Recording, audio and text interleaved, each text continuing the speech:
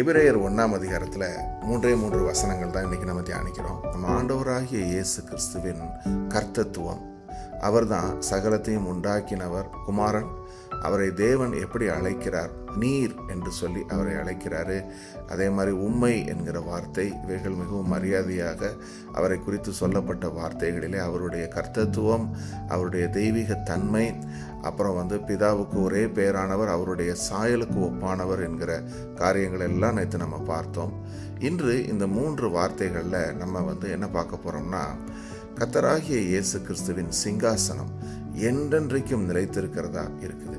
அவர் நீதியை விரும்புகிறாரு, அக்கிரமத்தை வெறுத்திருக்கிறார். அப்படிப்பட்ட அவர் தேவனால் அபிஷேகம் பண்ணப்பட்டவர். அந்த அபிஷேகம் எல்லா அபிஷேகங்களை காட்டிலும் மேலானது. அப்படிங்கிற இந்த 3 வசனங்களில் நம்ம ஒரு 3 காரியங்களை கற்றுக்கொள்ள போகிறோம். இந்த நாளில் நம்ம வாழ்க்கையில் இந்த வார்த்தைகள் மூலமாக 3 விஷயங்கள் வாசிக்கலாம். தேவ தூதர்களை குறித்தோ தம்முடைய தூதர்களை காற்றுகளாகவும் தம்முடைய ஊழியக்காரரை அக்கினி சுவாலைகளாகவும் செய்கிறார் என்று சொல்லி இருக்கிறது. குமாரனை நோக்கி, தேவனே, உம்முடைய சிங்காசனம் என்றென்றைக்கும் உள்ளது, உம்முடைய ராஜ்யத்தின் செங்கோல் நீதியுள்ள செங்கோலாய் இருக்கிறது. நீர் நீதியை விரும்பி அக்கிரமத்தை வெறுத்திருக்கிறீர். தேவனே, ஆதலால் தேவனே, உம்முடைய தேவன் உமது தோழரை பார்க்கிலும் உம்மை ஆனந்த தைலத்தினால் அபிஷேகம் பண்ணினார் என்றும். இந்த வார்த்தைகளில் நம்ம வாசிக்கிறது என்ன? சங்கீதம் 45 இதே வசனங்கள் சொல்லப்பட்டிருக்குது. வாசிக்கிறோம். அது மெசியானிக் சாம்ஸ் என்று சொல்லக்கூடிய சங்கீதம். அதில் இதே வார்த்தைகள், தேவனே, உமது சிங்காசனம் என்றென்றைக்கும் உள்ளது, உமது ராஜ்யத்தின் செங்கோல் நீதியுள்ள செங்கோலாய் இருக்கிறது. 7ஆம் வசனம், நீர் நீதியை விரும்பி அக்கிரமத்தை வெறுக்கிறீர். ஆதலால் தேவனே, உம்முடைய தேவன் உமது தோழரை பார்க்கிலும் உம்மை ஆனந்த தைலத்தினால் அபிஷேகம் பண்ணினார். எப்படி வேத வசனம் ஒன்றோடு ஒன்று இசைவாக அழகாக பிணைக்கப்பட்டிருக்கிறதுன்னு பார்க்குறோம். பவுல் எபிரேயர்களுக்கு பேசி ஆண்டவராகிய இயேசு கிறிஸ்துவின் கர்த்தத்துவத்தை பற்றி சொல்லும் பொழுது இந்த சங்கீதம் 45, 6, 7 வசனங்களை அப்படியே எடுத்து காண்பித்து கொடுத்து இந்த பிரசங்கத்தை பண்ணுறாரு. அப்படி அவர் சொல்லும்போது இதில் தேவனே என்கிற வார்த்தை அது அந்த மூல சொல்லில் எப்படி சொல்லப்பட்டிருக்கு? ஓ காட், ஹோ தியோஸ் என்பதாக. அப்போது தேவனாகிய கர்த்தர் ஆண்டவராகிய இயேசு கிறிஸ்துவை தேவனே என்று அழைக்கிறார். அப்போ கோ இட்டர்னல் காட் என்கிற அந்த பதத்தை புரிந்து கொள்கிறோம். இது இயேசு கிறிஸ்துவை நேரடியாக தேவன் என்று அழைக்கும் மிகவும் முக்கியமான வேதவசனம். அப்போது இதிலிருந்து கர்த்தராகிய இயேசு கிறிஸ்துவை தேவன் என்று அவர் சொன்னாரா அல்லது வேறு யார் சொன்னாங்க என்று கேட்கிறவர்களுக்கு இந்த வார்த்தை மிகுந்த ஒரு ஆதாரத்தை கொடுக்கிறது. அவர் தேவன் என்று சொல்லி. அடுத்தது என்ன? சிங்காசனம் என்ற அவருடைய அரியணையை குறித்து இந்த வார்த்தைகளில் நம்ம வாசிக்கிறோம். இந்த த்ரோன், அவர் விற்றிருக்கக்கூடிய சிங்காசனம் அவருடைய அதிகாரம், அவருடைய ஆட்சியை குறிக்கிறது. இப்போது நம்ம பூமியில் ராஜ்யங்கள் இருக்குது. இப்படிப்பட்ட ராஜ்யங்களில் நம்ம பார்க்குறோம், இவைகள் அசைக்கப்படக்கூடிய ராஜ்யங்களாக இருக்குது. ஏன்னா ஒரு ராஜா ஆளுகைக்கு வருகிறாரு, அந்த கொஞ்ச நாள் அவருடைய ஆளுகை இருக்குது, மக்கள் அவரை விரும்புகிறாங்க, கொஞ்ச நாளில் அவர் மேலே வெறுப்பு உண்டாகுது, அவருடைய அரியணையிலிருந்து அவர் தூக்கி எறியப்படுகிறார். இப்படியே பூமியில் ராஜ்யங்கள் மாறி மாறி வந்து கொண்டிருப்பதை நம்ம பார்க்குறோம். சமீபத்தில் நடந்து முடிந்த தேர்தலில் அந்த ஒரு சிங்காசனத்தில் யார் உட்கார போகிறாங்கன்னு அப்படி ஒரு போட்டி, இப்படி ஒரு விஷயம். காரணம் என்ன? அந்த சிங்காசனம் என்று பூமியில் இருக்கிற சிங்காசனத்துக்கே அவ்வளவு அதிகாரங்கள் இருக்குது. அதில் உட்கார்றவங்க அந்த 5 ஆண்டுகள் ஆளுகை செய்யும் பொழுது அநேக சட்ட திட்டங்களை அவங்க தான் நடைமுறைப்படுத்த வேண்டியது இருக்குது. அந்த குறிப்பிட்ட அந்த ஒரு பகுதியில் நடக்கக்கூடிய நன்மையான காரியங்கள் எதுவாக இருந்தாலும் அவர்களுடைய கையொப்பம் இல்லாமல் நடைபெற முடியாது. இப்படியே நிறைய விஷயத்துக்கு அவர்களை சார்ந்திருக்கக்கூடியதாக இருக்குது. இப்போ பூமியில் இருக்கக்கூடிய ஒரு சிங்காசனத்துக்கு இவ்வளவு ஒரு மகத்துவம் இருக்குமானால், அப்போ நம்ம பரலோகத்தில் இருக்கிற சிங்காசனத்துக்கு எவ்வளவு பெரிய மகத்துவம் இருக்கும் இல்லைங்களா? ஏன்னா பூமி எங்கும் நடைபெறக்கூடிய காரியம் அவ்வளவுக்கும் அந்த சிங்காசனத்திலிருந்து தேவன் தான் ஆளுகை செய்து கொண்டிருக்கிறார் என்று பார்க்கிறோம். அப்போது மழை பெய்கிறதும் அதுக்கப்புறம் புயல் வருவதோ எந்த ஒரு காரியமாக, இயற்கையின் காரியமாக இருந்தாலும் சரி, மனிதர்களுக்கு நடக்கக்கூடிய விஷயங்களில் அவருடைய அந்த கிருபை இல்லாமல் எதுவும் நடைபெற முடியாது. அவரிடத்துலேருந்து தான் நன்மையானவைகளை நம்ம பெற்றுக்கொள்கிறோம். இது எல்லாமே அங்கேருந்து தான் வருது. அப்போ அந்த சிங்காசனம் என்பது அவ்வளவு முக்கியமானது. அந்த சிங்காசனத்தில் எப்போதும் வீற்றிருக்கிறவர் நம் ஆண்டவராகிய இயேசு கிறிஸ்து என்று சொல்லி அவருடைய சிங்காசனத்தை குறித்து இங்கே விவரிக்குது. அது என்றும் உள்ளது என்று சொல்வது முடிவில்லாத சிங்காசனம். இப்போ நம்ம பூமியில் உள்ள சிங்காசனங்கள் அசைக்கப்படுகிறது, மாறி மாறி அடுத்தடுத்த ஆளுகைகள் மாறிக்கொண்டே போகுது. ஆனால் என்றென்றைக்கும் இருக்கக்கூடிய சிங்காசனமாக அவருடைய சிங்காசனம் இருக்குது என்று சொல்லி நம்ம கற்றுக்கொள்கிறோம். அடுத்தது, அவர் கையில் ஒரு செப்டார் வச்சிருக்கிறார். அது என்னன்னா அவருடைய அதிகாரம், அவருக்கு கொடுக்கப்பட்டிருக்கிற அதிகாரத்தின் ஒரு சிம்பலாக அது இருக்குது. ரப்டோஸ் அப்படின்னு சொல்லக்கூடிய வார்த்தையில் அதை குறிக்கிறாங்க. அது நீதியுள்ள செங்கோலாக இருக்குது. இட்ஸ் எ ரைச்சியஸ் செப்டார் என்பதாக. அப்போது சகல உலகத்தையும் அவர் நீதியுடனே ஆட்சி செய்கிறவராக இருக்கிறார் அப்படின்னு சொல்லிட்டு. சரி, இப்போ அடுத்தால நம்ம பார்க்க போகிறது என்னென்னா, அவர் நீதியை விரும்பி அக்கிரமத்தை வெறுத்திருக்கிறார் என்று சொன்ன வார்த்தையின்படி கர்த்தருடைய வார்த்தைகள்ல இருந்து எப்படி அவர் நீதியை விரும்புகிறாரு அப்படின்றத முதல்ல பார்ப்போம். சங்கீதம் 11:7 இப்படி சொல்லுகிறது: கர்த்தர் நீதியுள்ளவர், நீதியின் மேல் பிரியப்படுவார், அவருடைய முகம் செம்மையானவனை நோக்கி இருக்கிறது. அப்போ கர்த்தருக்கு பிரியம் என்ன? நீதியின் மேல்தான். யாரு நீதி செய்கிறானோ அவன் கர்த்தருக்கு பிரியம் உள்ளவனா இருப்பான். அதே மாதிரி அவருடைய முகம் யாரு செம்மையான பாதையில் நடக்கிறாங்களோ அவர்களை நோக்கி இருக்கிறது. அப்போ இங்கே மனிதர்களை வகையறுத்து சொல்லும் பொழுது நம்ம பொதுவாக நம்ம பார்வையில் நல்லவர்கள் கெட்டவர்கள் என்று ஒவ்வொருத்தரை குறித்து சொல்லுவோம். ஆனால் கர்த்தர் ஒவ்வொருத்தரையும் பார்க்குறாரு. யார் நீதி செய்கிறானோ அவன் மீது பிரியமாய் இருக்கிறார், அவனுடைய முகத்தை அவர் நோக்கி இருக்கிறார். அடுத்து ஏசாயா 61:8, கர்த்தராகிய நான் நியாயத்தை விரும்பி கொள்ளை பொருளினால் இடப்பட்ட தகன பலியை வெறுக்கிறேன். நான் அவர்கள் கிரியையை உண்மையாக்கி அவர்களோட நித்திய உடன்படிக்கை பண்ணுவேன். அப்போ கர்த்தர் பார்க்கக்கூடியது என்ன? இருதயம். ஒரு இருதயமானது உண்மை உள்ளதாக இருக்குமானால் நாம் செலுத்தக்கூடிய பலியும் உண்மை உள்ளதாக இருக்கும். ஏன்னா நம்ம மனிதரோ முகத்தை பார்க்கிறோம், கர்த்தர் இருதயங்களை பார்க்கிறார், உள்ளந்தரியங்களை ஆராய்கிறார். நம்ம பல சமயங்களில் நல்லது செய்கிறது மாதிரி செய்வோம், ஆனால் உள்ள நோக்கம் வேறையாக இருக்கும். அப்போது நோக்கம் எப்படியோ அதன்படி தான் கர்த்தர் அதை அங்கீகரிக்கிறார். அப்போ கொள்ளை பொருளினால் இடப்பட்ட தகன பலி என்பது என்ன? தேவ சமூகத்துக்கு வர்ற, காணிக்க வைக்கிற, அவனோட தேவ சமூகத்தில் கூடி வர்றோம், எல்லாம் செய்கிறோம், ஆனால் உள்ளத்தில் தேவன் மேலே பிரியம் இருக்குதா அப்படிங்கிறத தான் கர்த்தர் பார்க்குறார். அப்போது ஒரு பிரியம் உள்ள ஒரு ஆத்மாவாக இருக்குமானால் அந்த காணிக்கைகளை தேவன் அங்கீகரிக்கிறார். ஃபர்ஸ்ட் அண்ட் பெஸ்ட் நம்மளால் தேவனுக்கு கொடுக்க முடியும், அதை அவர் அங்கீகரிக்கிறார். அது போட்டிருக்கு பாருங்க, அவர்களுடைய கிரியைகளை நான் உண்மையாக்கி. அப்போது கிரியைகளில் நம்ம முழுமையாக உண்மை உள்ளவர்களாக இல்லை, நம்மை உண்மையுள்ள கிரியைகள் உள்ளவர்களாக மாற்றுகிறவர் நம் கர்த்தர்.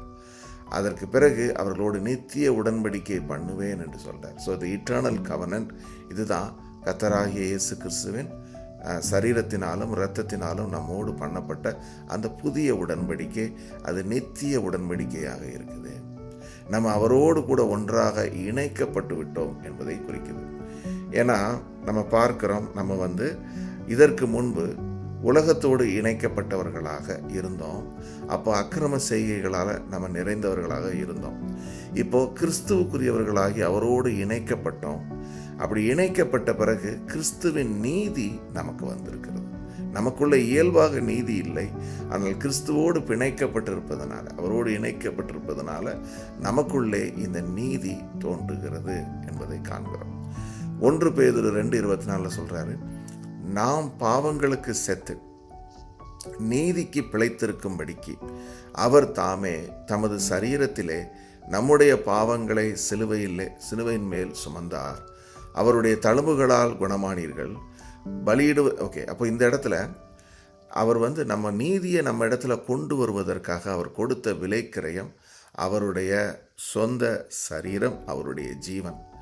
அப்போது இப்படிப்பட்ட இந்த செய்கையின் மூலமாக எந்த அளவுக்கு அவர் நீதியை விரும்புகிறார் என்பதை நமக்கு காண்பித்து கொடுக்கிறார். ஏன்னா ஆதியிலே மனிதனை உண்டாக்கின தேவன் அதற்காக பின்பு துக்கப்படுறார். அவனுடைய இருதயத்தின் நினைவுகளின் தோற்றம் எல்லாம் நித்தமும் பொல்லாததே என்று கண்டு பூமியிலே மனுஷனை உண்டாக்கினதற்காக மனஸ்தாபப்பட்டார் என்று பார்க்கிறோம். அந்த அளவுக்கு அவருடைய மனதுக்கு அது விசனமாக இருந்தது. ஏன்னா தனது சாயலில் உண்டாக்கப்பட்ட மனிதன் இப்படிப்பட்ட அக்கிரமங்களை செய்து கொண்டிருக்கிறான் என்பது அவரால் ஏற்றுக்கொள்ள முடியாத ஒரு காரியம். ஸோ ஆகையினால ஆதியில் அவர் முன்பு இருந்த காலத்தில் நியாயப்பிரமாணத்தை கொடுத்தாரு. அதற்கு பிறகு இந்த புதிய ஏற்பாட்டு காலத்தில் இந்த கடைசி நாட்களில் குமாரனாகிய இயேசு கிறிஸ்துவையே நமக்காக தந்து அதன் மூலமாக என்ன செய்கிறாரு? நீதியை நம் சரீரத்திலே கொண்டு வருகிறார். ஏன்னா நம்ம பாவத்துக்கு மரித்து அவரோடு கூட பிழைக்கும்படியாக. அடுத்து நீதிமொழிகள் 23:3 சொல்லுது, பலியிடுவதை பார்க்கிலும் நீதியும் நியாயமும் செய்வதே கர்த்தருக்கு பிரியம். இந்த வார்த்தைகளை புதிய ஏற்பாட்டிலையும் சொல்கிறாரு. பலியை அல்ல இரக்கத்தையே விரும்புகிறேன் என்பதன் கருத்து இன்னதென்று போய் கற்றுக்கொள்ளுங்கள். நீதிமான்களை அல்ல பாவிகளையே மனம் திரும்புகிறதற்கு அழைக்க வந்தேன் என்றார். ஆண்டவராகிய இயேசு கிறிஸ்து பரிசேயர்களோடும் மற்ற பாவிகளோடும் அவர் உணவு உட்கொண்ட பொழுது சுற்றி இருந்த பரிசேயர்கள் முகம் சுளித்தார்கள். இவர் எப்படி ஒரு நீதிமானோடு இல்லாமல் பாவிகளோடு கூட இருக்கிறார் என்று சொன்னப்போ அவர் சொன்னார், நான் பலியை அல்ல இரக்கத்தை விரும்புகிறேன். அப்போ என்ன அர்த்தம்னா, ஒரு மனிதன் பாவத்திலே மரிப்பது அவருக்கு சித்தம் அல்ல. பாவம் அறியாத அவர் தன்னை பாவமாக்கி நம்மை நீதிக்குட்படுத்தவே இப்படிப்பட்ட பிரவேசங்களுக்கு தன்னை உட்படுத்தினார். அப்போ எந்த அளவுக்கு அவர் நீதியை விரும்புகிறார் என்பது இந்த வார்த்தைகள் மூலம் தெளிவாக இருக்குது. அடுத்தது இன்னொரு பார்வை என்னன்னா, அவர் எந்த அளவுக்கு அக்கிரமத்தை வெறுக்கிறார். எந்த அளவுக்கு அவர் நீதியை விரும்புகிறாரோ அந்த அளவுக்கு அக்கிரமத்தை வெறுக்கிறவராக இருக்கிறார். இப்போ நீதிமொழிகள் 6:16-18 இப்படி சொல்லுது, 6 காரியங்களை கர்த்தர் வெறுக்கிறார், 7 அவருக்கு அருவருப்பானவைகள், மேட்டிமையான கண், பொய் நாவு, குற்றமற்றவர்களுடைய இரத்தம் சிந்தும் கை, துர் ஆலோசனையை பிணைக்கும் இருதயம், தீங்கு செய்வதற்கு விரைந்தோடும் கால் என்று சொல்லக்கூடியதா. அப்போ 6-7 காரியம் என்று இங்கு சொல்லப்பட்டிருக்கிற ஒவ்வொரு விஷயமும் நமக்கு தெரிந்த விஷயம்தான். மேட்டிமையான கண் பெருமையான ஒரு இருதயத்தை குறிக்கிறது. பொய் பேசக்கூடிய நாவு என்பது நம்ம பார்க்கிறோம் எந்த ஒரு காரியத்திலையும் உண்மையற்ற ஒரு தன்மை. அடுத்து எந்த அக்கிரமும் செய்யாத ஒரு குற்றமற்ற ஒருத்தருடைய இரத்தத்தை சிந்தும்படி செய்யக்கூடிய ஒரு காரியம். துர் ஆலோசனை இருதயத்தில் பிணைப்பது, தீங்கு செய்வது, இவைகள் எல்லாமே கர்த்தருக்கு அருவருப்பானதாக இருக்குது. பாருங்க, அதை வெறுக்கிறார் என்பதை காட்டிலும் அருவருக்கிறார் என்று சொல்ல இன்னும் அவருக்கு அது மேல் இருக்கக்கூடிய வெறுப்பை காண்பிக்கிறது. அப்போது நம்ம என்ன செய்யலாம்னா இன்னொரு காரியத்தையும் பார்க்க முடியும். இப்போது பொதுவாக மனிதர்கள் குற்றத்தை நியாயப்படுத்துவர்களாக இருக்கிறோம். ஒரு நல்லதுக்காக போய் சொன்னால் தப்பு இல்லை, ஒரு இதுக்காக நான் இந்த மாதிரி ஒரு தவறான பாதையில் போய் இதை செஞ்சால் தப்பு இல்லை, அவங்களே தப்பு பண்ணியிருக்கும் போது அவங்களுக்கு விரோதமாக தப்பு பண்ணால் தப்பு இல்லை இப்படின்னு சொல்லி எந்த ஒரு தப்பையும் நியாயப்படுத்தக்கூடியதாக மனித இருதயம் இருக்குது. ஆனால் கர்த்தருடைய இருதயம் அவைகளை அருவருக்கிறது. இந்த வார்த்தைகள் மூலம் தெளிவாக நம்ம எந்த ஒரு முகாந்திரத்தினாலையும் தவறை நம்ம நியாயப்படுத்தவே முடியாதுங்கிறத கற்றுக்கொள்கிறோம். அடுத்து சங்கீதம் 5:4-6 சொல்லுது, நீ துன்மார்க்கத்தில் பிரியப்படுகிற தேவன் அல்ல, தீமை உம்மிடத்தில் சேர்வதில்லை. வீம்புக்காரர் உம்முடைய கண்களுக்கு முன்பாக நிலைநிற்க மாட்டார்கள், அக்கிரமக்காரர் யாவரையும் வெறுக்கிறீர், பொய் பேசுகிறவர்களை அழிப்பீர், இரத்த பிரியனையும் சூதுள்ள மனுஷனையும் கர்த்தர் அருவருக்கிறார். அப்போ கர்த்தர் விரும்புகிறது நீதி, அவர் வெறுக்கக்கூடியது இப்படிப்பட்ட மனிதர்கள். யார் யார் அக்கிரமம் செய்கிறானோ அவன் அவருக்கு அருவருப்பாக இருக்கிறான். அதே மாதிரி இந்த சூது உள்ள ஒரு மனிதனை, மற்றவருடைய இரத்தத்தை சிந்தக்கூடியவனை கர்த்தர் மிகவும் அருவருக்கிறார், அவனை அழித்து போடுவார் என்று பார்க்கிறோம். பொய் பேசுகிறவனை அழிப்பீர். இப்போ இந்த வார்த்தைகள் மூலமாக காணும் பொழுது நமக்கு வரக்கூடிய கேள்வி, அப்படின்னா தீமை செய்கிறவன் ஏன் நல்லா இருக்கான்? பூமியில் எந்த பதவியிலையும் எந்த பொறுப்புலையும் இருக்கக்கூடிய எல்லாருமே அக்கிரமம் செய்யாதவங்களா? அப்படின்னா அவங்கெல்லாம் எப்படி நல்லா இருக்கிறாங்க? இப்போ நம்ம இந்த காரியத்தை புரிந்து கொள்வதற்கு முதலாவது வேத வசனத்தில் கர்த்தர் எப்படிப்பட்டவர் என்பதை முதல்ல பார்த்துவிட்டு, அவர் எந்த விதத்திலையும் தன்னுடைய சுபாவத்தில் மாறுதலற்றவராக என்றென்றும் மாறாதவராக இருக்கிறார் என்பதை முதல்ல நம்ம புரிந்து கொள்ள வேண்டும். ஒன்று. ரெண்டாவது, ஆண்டவருடைய சித்தம் என்று வருகிற பொழுது முதலாவது அவருடைய அந்த பெர்மிசிபிள் வில் அப்படின்னு ஒன்று இருக்குது, பெர்ஃபெக்ட் வில் அப்படின்னு ஒன்று இருக்குது. பெர்ஃபெக்ட் வில் ஆஃப் காடுங்கிறது என்னென்னா, அவருடைய இந்த நீதிகள், அவர் எப்படி நீதியை விரும்புகிறார், அக்கிரமத்தை வெறுக்கிறார். அப்போ இதன் அடிப்படையில் தான் அவர் செயல்படுகிறார் என்பதை முதலாவது பார்க்கிறோம். அப்போது பெர்ஃபெக்ட் வில் ஆஃப் காடுக்குள்ளே நம்ம இருந்தோம்னா நம்ம நீதியை விரும்பணும், அக்கிரமத்தை வெறுக்கணும். அதில் எந்த மாறுதலும் கிடையாது. அதே நேரத்தில் பெர்மிசிபிள் வில் ஆஃப் காட்னு ஒன்று இருக்குது. அது என்னென்னா, தேவனால் அனுமதிக்கப்பட்ட காரியங்கள். தேவனால் அனுமதிக்கப்பட்ட காரியங்கள் எதற்காக என்று சொன்னால், அங்கும் அவர் தன்னுடைய சுபாவத்தை மாற்றிக்கொண்டதுனால அல்ல, காம்ப்ரமைஸ் பண்ணுறதுனால அல்ல. ஆனால் அவர் என்ன செய்கிறாரு, மனம் திரும்புதலுக்கு என்று சில காரியங்களை அனுமதிக்கிறார். அப்போ அதில் தான் நம்ம என்ன பார்க்குறோம், இப்போ நம்ம விசுவாசத்துக்குள்ளே வரும் பொழுது முதலாவது பாவத்தை அறிக்கையிட்டோம், மனம் திரும்பணும். மனம் திரும்பின பிறகு நம்ம வாழ்க்கையை நம்ம பெர்ஃபெக்ஷனுக்குள்ளே வரல, இன்னுமே நம்ம மாம்சத்தின் கிரியைகளில் அவ்வப்போது பாதிக்கப்பட்டு அநீதியான காரியங்களை செய்கிறோம். இப்படிப்பட்ட நேரங்களில் நம்ம என்ன புரிந்து கொள்கிறோம், கர்த்தர் நீதி உள்ளவர், அவர் பாவத்தை வெறுக்கிறார், உடனடியாக நான் பாவ அறிக்கை செய்து மனம் திரும்புவேன் என்று சொல்லி ஒவ்வொரு முறையும் நம்ம தேவ சமூகத்தில் போய் இருதயத்தை ஊற்றி மனம் திரும்புதலுக்குள்ள உடனடியாக நம்ம வருகிற பொழுது நம்ம இடத்திலே அந்த தயவை அவர் காண்பித்து மன்னிக்கிறார் என்பது தான் உண்மை. அதே நேரத்தில் அந்த தவறை அவர் அங்கீகரிக்கிறார் என்று அர்த்தம் கிடையவே கிடையாது. அதனால் நான் ஏதாவது ஒன்றை செய்துவிட்டு அதை நியாயப்படுத்தி கொண்டு இருப்பதனால கர்த்தர் அனுமதிச்சிட்டாருன்னு நம்ம தவறாக ஒருபோதும் நினைக்க முடியாது. God is always willing to forgive, but we have to confess and reveal a change. அப்படி பண்ணப்படக்கூடியவங்களாக இருந்தால் நம்ம அதை செய்ய முடியும் என்பது. அதே நேரத்தில் இந்த அநீதியாக நடக்கக்கூடியவர்கள், இப்படி இருப்பட்டவங்க ஒவ்வொருத்தருடைய செய்கைகளையும் அவர் நீதியான நியாய தீர்ப்புக்குள்ளே கொண்டு வருவார். அதில் எந்த விதமான வித்தியாசமும் கிடையாது. அப்போ அது தேவ ஊழியக்காரராக இருந்தாலும் சரிதான், ஒரு சமூகத்தில் இருக்கக்கூடிய ஒரு தேவனை அறியாத ஒரு மனிதனாக இருந்தாலும் சரிதான், ஒவ்வொருத்தருடைய அந்த கிரியைக்கு தக்க பலனை அவர்களுக்கு நிச்சயமாய் தேவன் கொடுப்பார் என்பது வேதத்திலிருந்து உறுதியாக கொடுக்கப்பட்டிருக்கிறது. அப்போ நம்ம பார்வையில் நம்ம எப்போதுமே when a person shines, அவங்க பெருசாக மீடியாவில் வரும்போது எல்லாரும் பார்க்கும்போது எப்படிப்பட்டவங்க இப்படி இருக்கிறாங்கன்னு நம்ம சொல்கிறோம். ஆனால் ஒவ்வொருத்தருடைய வாழ்க்கையிலும் தோல்விகளும் பிரச்சனைகளும் வியாதிகளும் வந்து அவர்களை வருத்தி ஒன்றுமில்லாமல் போகிற பொழுது பெரும்பாலும் அது ஊடகங்களில் வருவதில்லை. ஆனால் ஒவ்வொருத்தர் வாழ்க்கையிலையும் தனிப்பட்ட முறையில் சொல்ல முடியும், தேவன் எப்பொழுதுமே அநீதியை கடிந்து கொள்ளத்தான் செய்வார் என்பதை. சரி, அடுத்தது சங்கீதம் 11:5 இப்படி சொல்லுகிறது, கர்த்தர் நீதிமானை சோதித்தருகிறார், துன்மார்க்கனையும் கொடுமையில் பிரியமுள்ளவனையும் அவருடைய உள்ளம் வெறுக்கிறது.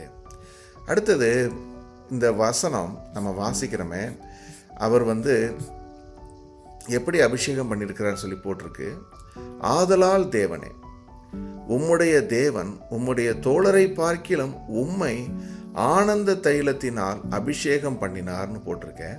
அது எதன் நிமித்தம், நீர் நீதியை விரும்பி அக்கிரமத்தை வெறுத்திருக்கிறீர் ஆதலால் என்று சொல்லி. அப்போ இந்த இடத்துல ஆண்டவராகிய இயேசு கிறிஸ்துவின் அபிஷேகம் எல்லா அபிஷேகங்களை காட்டிலும் மேலானது என்பதற்கு இந்த வார்த்தைகள் லூக்கா 4:18 வாசிக்கிறோம், தேவன் ஆண்டவராகிய இயேசு கிறிஸ்துவை அபிஷேகம் பண்ணினார் என்று சொல்லி. அதே மாதிரி அப்போஸ்தலர் 10:38 தேவன் நசரேத் இயேசுவை பரிசுத்த ஆவியிலும் வல்லமையினாலும் அபிஷேகம் பண்ணினார் என்று சொல்லி. அப்போ இவருடைய அபிஷேகம் மற்ற தோழரை பார்க்கல. இப்போ தோழருங்கிறது யாருன்னா, இங்கிலீஷில் போட்டிருக்கு above your companions and fellows. அப்போ இது என்னன்னு சொல்லி பார்க்குறோன்னா 3 விதமான சாரார். ஒன்று மனிதர்களாக இருக்கலாம், தேவதூதர்கள், அல்லது முன்பு இருந்த பரிசுத்தவான்கள். இவர்கள் எல்லோருமே மாம்சத்தில் இருக்கிற பொழுது, அது மாம்சத்தில் இருக்கிற ஒவ்வொரு மனிதனும் பாவத்துக்கு உட்பட்டவனாக இருக்கிறான். அப்படிப்பட்ட எவனிடத்திலும் முழுமையான அந்த நீதி இல்லை. ஆனால் அவர்கள் மீது அபிஷேகம் வரும்பொழுது அவர்கள் நீதிக்கு உட்பட்டார்கள். ஆனால் ஆண்டவராகிய இயேசு கிறிஸ்து ஒரு பாவமும் அறியாதவராக இருந்தார். அப்பொழுது அவர் அபிஷேகம் பண்ணப்பட்டார். அதன் மூலமாக நம்ம என்ன புரிந்து கொள்கிறோம்? அவருடைய அபிஷேகம் இன்னும் மேலானதாக இருக்குது அப்படிங்கிறத தான் இதில் நம்ம பார்க்கிறோம். அது மட்டுமல்ல, அவர் முழுமையுமாய் கர்த்தருக்கு கீழ்ப்படிந்தார் என்று சொல்லி. சரி, இப்போ கடைசியாக நம்ம கற்றுக்கொள்ளக்கூடிய அந்த 3 டைமென்ஷன் இதுதான். என்னென்னா, ஃபர்ஸ்ட் அண்ட் ஃபார்மோஸ்ட் நம்ம ஆண்டவராகிய இயேசு கிறிஸ்துவே தேவன் என்கிற அடையாளம். அதுதான் நம்ம முதல் டைமென்ஷன். அந்த நம்ம வாசிக்கிறோமே, ஆதியிலே வார்த்தை இருந்தது, அந்த வார்த்தை தேவனாக இருந்தது. அது நம்ம ஆண்டவராகிய இயேசு கிறிஸ்து. அவர் தான் மாம்சமானார். அவர் பிதாவுடைய மகிமைக்கு ஏற்ற மகிமை உடையவராக இருக்கிறார். அது மட்டுமல்ல, தேவத்துவத்தின் பரிபூரணம் எல்லாம் அவருக்குள் சம்பூரணமாய் வாசமாக இருக்கிறது என்று புரிந்து கொள்கிறோம். அப்போது முதலாவது நம்ம புரிந்து கொள்கிறோம், நாம் ஆராதிக்கிற தேவன் ஆண்டவராகிய இயேசு கிறிஸ்து, அவர் மெய்யான தேவன் என்கிற முதல் காரியம். ரெண்டாவது என்ன? அவருடைய சிங்காசனம் என்றென்றைக்கும் இருக்கிற சிங்காசனமாக இருக்குது. அதனால் இன்றைக்கு ஒரு ராஜா, நாளைக்கு ஒரு ராஜா இல்லை, நமக்கு என்றென்றைக்கும் நித்திய ராஜாவாக ஆண்டவராகிய இயேசு கிறிஸ்து இருக்கிறாரு. அவரையே நாம் சேவிக்க வேண்டும் என்கிற காரியம். சரி, அடுத்தது என்ன? மூன்றாவது டைமென்ஷன் இதுதான். அவர் தீமையை வெறுக்கிறாரு, நன்மையை விரும்புகிறார் என்பதன் மூலமாக நம்ம இன்று எப்படி இருக்க வேண்டும்? அவரை போல நாமும் நன்மையை விரும்புகிறவர்களாகவும் தீமையை வெறுக்கிறவர்களாகவும் மாற வேண்டும். ரோமர் 12:9, உங்களுடைய அன்பு மாயமற்றதாக இருக்க கிடவது, தீமையை வெறுத்து நன்மையானதை பற்றி கொள்ளுங்கள். அப்போ 1 பேதுரு 3:10 இப்படி சொல்லுகிறது, ஜீவனை விரும்பி நல்ல நாட்களை காண வேண்டுமென்று இருக்கிறவன் பொல்லாப்புக்கு தன் நாவையும் கபடத்துக்கு தன் உதடுகளையும் விலக்கி காத்து பொல்லாப்பை விட்டு நீங்கி நன்மை செய்து சமாதானத்தை தேடி அதை பின்தொடர கடவன். ஏனென்றால் கர்த்தருடைய கண்கள் நீதிமான்கள் மேல் நோக்கமாய் இருக்கிறது, அவருடைய செவிகள் அவர்கள் வேண்டுதலுக்கு கவனமாய் இருக்கிறது. தீமை செய்கிறவர்களுக்கோ கர்த்தருடைய முகம் விரோதமாய் இருக்கிறது. அப்போ நீண்ட நாட்கள் வாழ வேண்டும் என்று சொன்னால் செய்ய வேண்டியது இதுதான். முதல்ல பொல்லாப்புக்கு நம்முடைய நாவுகளை விளக்க வேண்டும். கபடத்துக்கும் நம்மை நீங்களாக காத்துக்கொண்டு பொல்லாப்பை விட்டு நீங்கி நன்மை செய்ய வேண்டும். சமாதானத்தை தொடர வேண்டும். சமாதானம் கிறிஸ்து நமக்கு தந்த அந்த சமாதானம், அதை இழந்து விடாதபடிக்கு நம்ம அவரது வார்த்தைகளில் நடக்கும் பொழுது நம்ம இதை பின்தொடர்கிறோம். அடுத்து எபேசியர் 5:10 இறுதியாக, கர்த்தருக்கு பிரியமானது இன்னதென்று நீங்கள் சோதித்து பாருங்கள், கனியற்ற அந்தகார கிரியைகளுக்கு உடன்படாமல் அவைகளை கடிந்து கொள்ளுங்கள். அப்போது கனியற்ற அந்தகார கிரியைகளை செய்கிறவர்களை நாம் கடிந்து கொள்ள வேண்டும். கரெக்ஷன்ஸும் நம்ம வாழ்க்கையில் இருக்கணும். நம்ம வெறுத்துட்டோம், நீதியை விரும்புகிறோம், அப்போ அநீதியாக நடக்கிறதை சகித்து கொண்டு பேசாமல் இருக்கணுமா அப்படின்னா இல்லை. நம்ம என்ன செய்யணும்? அவர்களுக்கு மனம் திரும்புதல் வரும்படியாக நாம் அவர்களுக்கு சொல்ல வேண்டும் என்பதையும் இங்கே நம்ம கற்றுக்கொள்கிறோம். ஆமென்.